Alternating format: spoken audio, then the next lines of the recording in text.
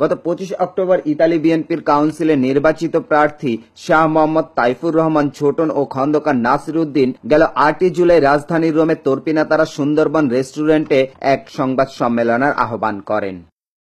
বিএনপির আন্তর্জাতিক বিষয়ক সম্পাদক জনাব মাহিদুর রহমান মুহিদের ঘোষণাকৃত কমিটি অব্যাহতি প্রদানের পর দলীয় প্যাডে লিখিত জনাব আব্দুর রাজ্জাক ও ঢালি নাসির উদ্দিনকে দলের দায়িত্বভার প্রদান করেন।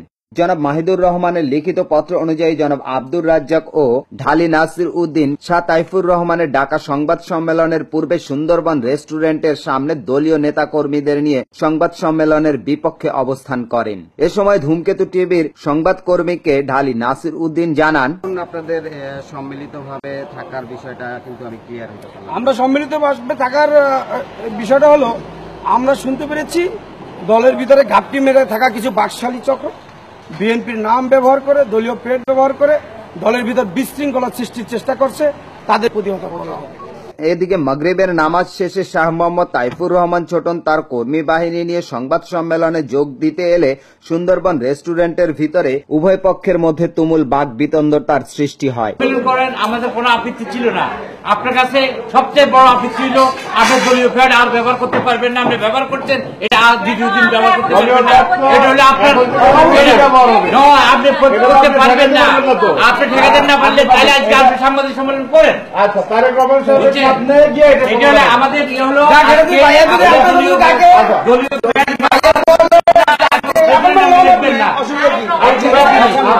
নির্বাচিত পাস হয়েছে, এই জায়গায় আমার ভিতরে দ্বন্দ্ব থাকবে না, আমরা এটা একটা দলীয়, আমরা ফ্যামিলি। বাকবিতণ্ডাকে কেন্দ্র করে হলরুমের মালিক বাতি নিভিয়ে দেন ও সকলকে বাহিরে যেতে অনুরোধ করেন।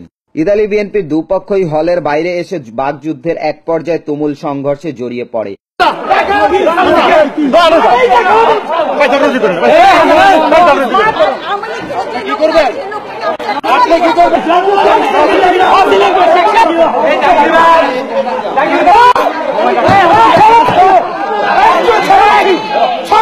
এ সময় আশেপাশে অবস্থানরত ইতালিয়ান অধিবাসীগণ ভীত হয়ে পড়েন এবং স্থানীয় পুলিশ প্রশাসনকে অবহিত করে।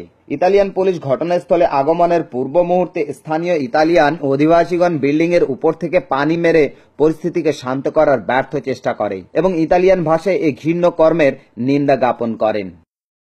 যথারীতি স্থানীয় প্রশাসন ঘটনাস্থলে উপস্থিত হলে পরিস্থিতি শান্ততা বিরাজ করে। পুলিশ প্রশাসন উভয় পক্ষকে বিষয়টি সম্পর্কে জিজ্ঞাসাবাদ করেন এবং উভয় পক্ষকে অবস্থান ত্যাগ করার নির্দেশ দেন। প্রশাসনের নির্দেশ মান্য করে উভয় পক্ষই স্থান ত্যাগ করেন। পরবর্তীতে শাহ মোহাম্মদ তাইফুর রহমান ছোটন তার নিজস্ব কার্যালয়ে মাহিদুর রহমানের মনোনীত কমিটি অবৈধ বলে ঘোষণা করেন এবং আগামী 18 জুলাই হতে তার সভাপতিত্বে ইতালি বিএনপির কার্যক্রম চলবে বলে সাংবাদিকদের জানান। অপরদিকে জনাব আব্দুর রাজ্জাক জনাব মাহিদুর রহমানের সাথে টেলিকনফারেন্সের পর সাংবাদিকদের জানান, এ দলের কর্মীদের অবশ্যই চেইন অফ কমান্ড মান্য করতে হবে। চেইন অফ কমান্ড অমান্য করলে দলীয় শৃঙ্খলা ভঙ্গের দায়ে যথাযথ ব্যবস্থা গ্রহণ করা হবে। শিমুল রহমান, ধূমকেতু টিভি, রোম, ইতালি।